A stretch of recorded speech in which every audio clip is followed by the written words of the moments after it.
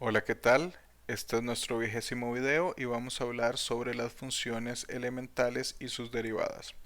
¿Cuáles son las funciones elementales? Vamos a considerar entre ellas polinomios, funciones racionales, funciones radicales, trigonométricas, trigonométricas inversas, exponenciales y logarítmicas.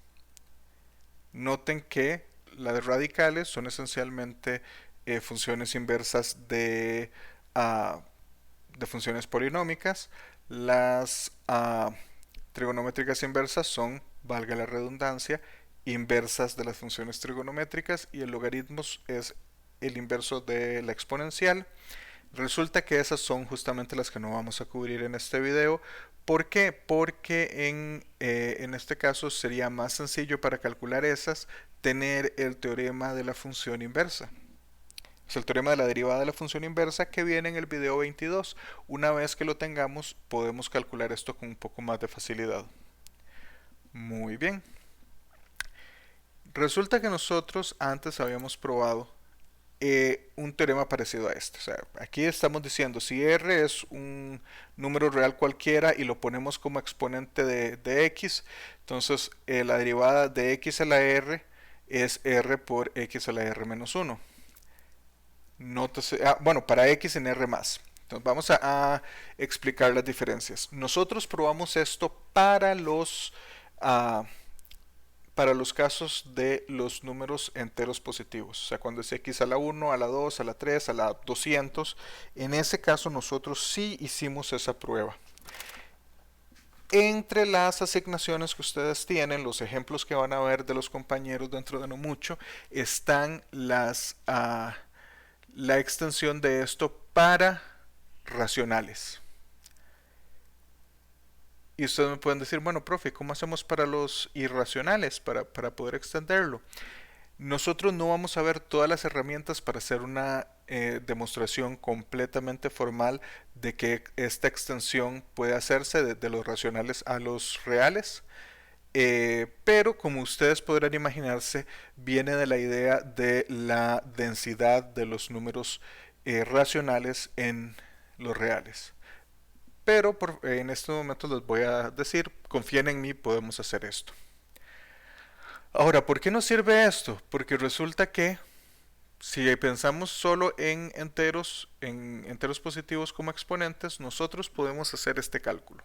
O sea, tenemos la fórmula, o sea, si tenemos esta función x a la 3 menos x a la 2 más x menos 1 y queremos tomar la derivada, pues es la derivada es la suma de la derivada de las partes. Entonces sería la derivada de x a la 3 menos la derivada de x a la 2 más la derivada de x menos la derivada de 1 y podemos calcular esas x a la 3, su derivada es 3x a la 2,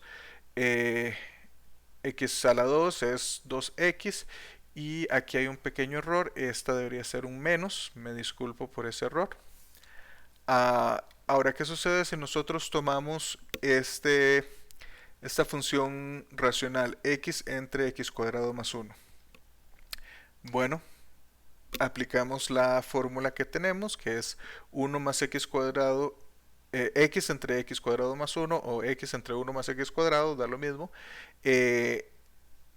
Cuando tomamos la derivada, vamos a tener en el denominador el cuadrado del denominador original y en el numerador va a ser la derivada del numerador original entre el denominador original menos el numerador original por la derivada del denominador original.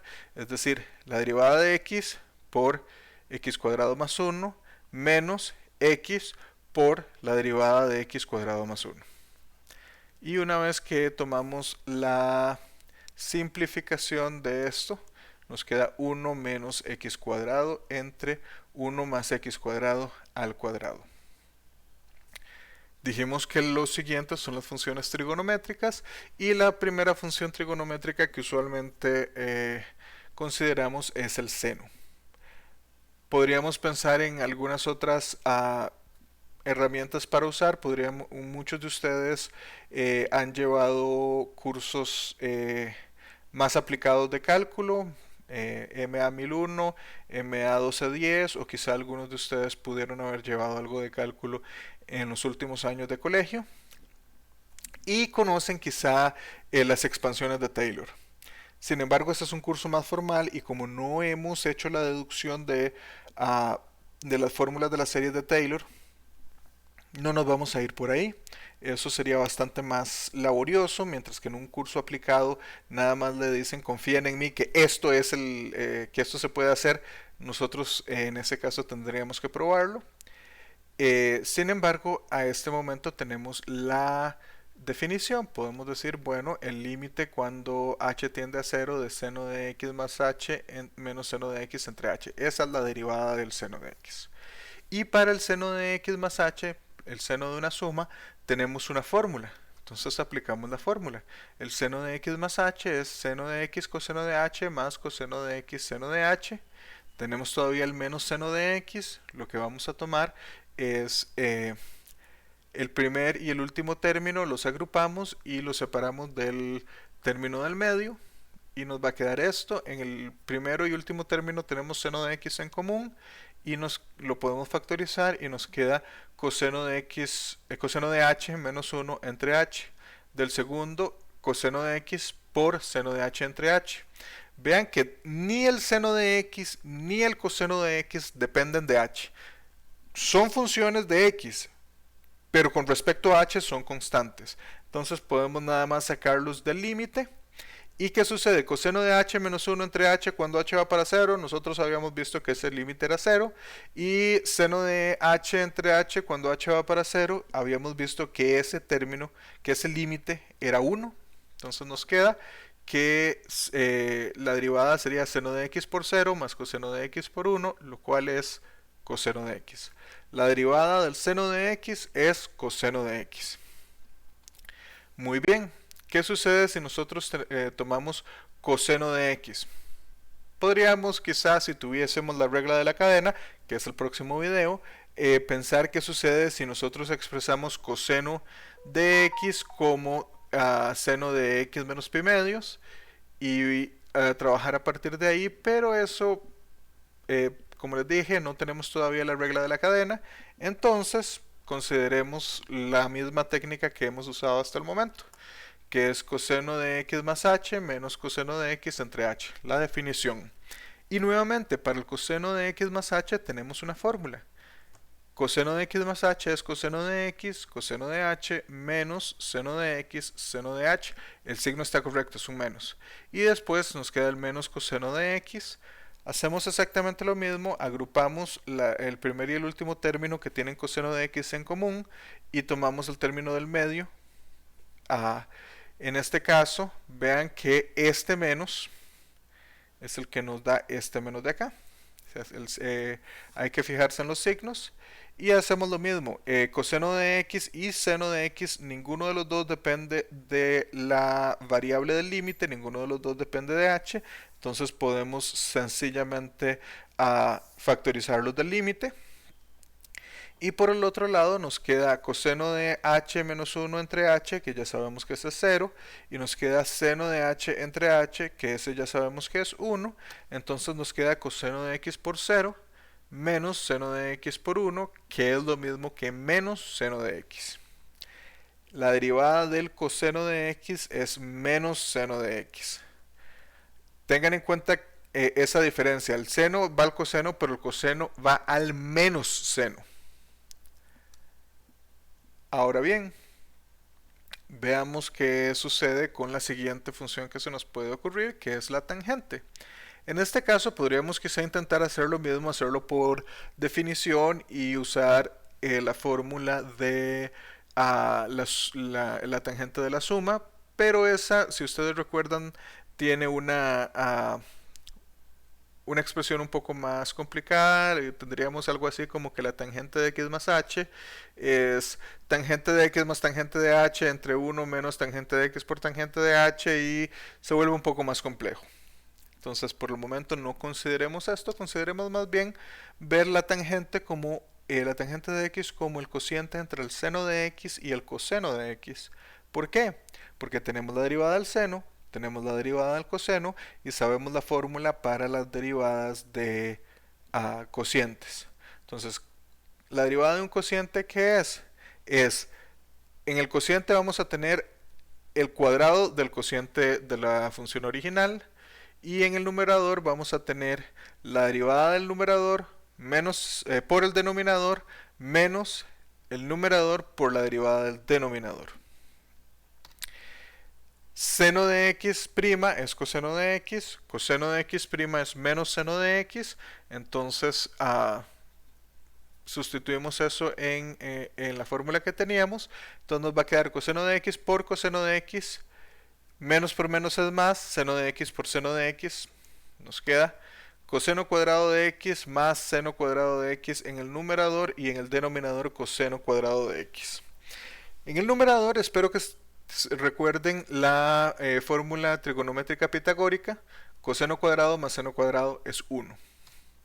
Entonces tenemos 1 entre el coseno cuadrado de x y nosotros tenemos otro nombre para esa función que es secante cuadrado de x. La derivada de la tangente es secante cuadrado. La derivada de la tangente de x es secante cuadrado de x. La siguiente función, bueno, podríamos empezar por cotangente, podríamos empezar por secante o por cosecante. Empecemos por secante, simplemente porque es la única que no tiene el co en el nombre. Y hacemos lo mismo, podríamos tratar de ver si hay alguna fórmula para la secante de la suma, pero quizás sea mejor simplemente expresarlo como un cociente y aplicar las reglas que ya tenemos. La regla va a ser denominador cuadrado y en el numerador va a ser derivada del numerador original por el denominador menos el numerador por el denominador original. ¿Qué queda ahí? Bueno, la derivada de 1 es 0, la derivada de coseno es menos seno, entonces el signo se va a cancelar y lo que nos queda es seno de x entre coseno cuadrado de x, que podemos separarlo en 1 entre coseno de x por seno de x entre coseno de x. ¿Por qué lo separamos de esa manera? Porque 1 entre coseno de x es la secante y seno de x entre coseno de x es tangente de x. La derivada de la secante es secante por tangente. Muy bien. Podríamos hacer lo mismo con la cotangente y con la cosecante, pero esencialmente es el mismo procedimiento que tenemos. Pueden hacerlo ustedes como asignación. ¿Qué nos queda en este caso? Bueno, aquí tenemos una pequeña tabla de derivadas. La derivada del seno es el coseno, del coseno es menos seno, ya habíamos visto eso. De la tangente secante cuadrada, de la secante por tangente, esas cuatro ya las calculamos. De la cotangente es cosecante cuadrado. Por favor, yo sé que aquí hay un error. Asegúrense de que cuando lo copien, este debería ser cosecante cuadrado. Ahí faltó el cuadrado cuando escribí la presentación. Y cosecante, la derivada es menos cosecante por cotangente. Vean que estas se parecen mucho. O sea, secante cuadrado menos cosecante cuadrado, secante por tangente menos cosecante por cotangente. Ahora bien, ¿cuáles nos quedan? ¿Cuáles funciones nos quedan? Bueno, dijimos que la logarítmica no la íbamos a ver, ni las trigonométricas inversas, entonces nos queda la exponencial. Por el momento no vamos a ver la exponencial porque para probar la exponencial necesitamos varias herramientas, incluido el teorema de L'Hopital o la regla de L'Hopital, que todavía no tenemos. Entonces vamos a dejarlo por ahí, pero de momento vamos a ver que vamos a tomarlo como un hecho. La derivada de e a la x es e a la x y la derivada de a a la x con a positivo es a la x por el logaritmo de a. Vean de hecho que la primera es un caso particular de la segunda, porque ¿cuál es el logaritmo natural de e? 1. Entonces e a la x es e a la x por el logaritmo natural de e, que es 1, y es la fórmula que tenemos antes. Con eso quedamos y la próxima vez vamos a hablar de la regla de la cadena. Hasta entonces, que estén bien.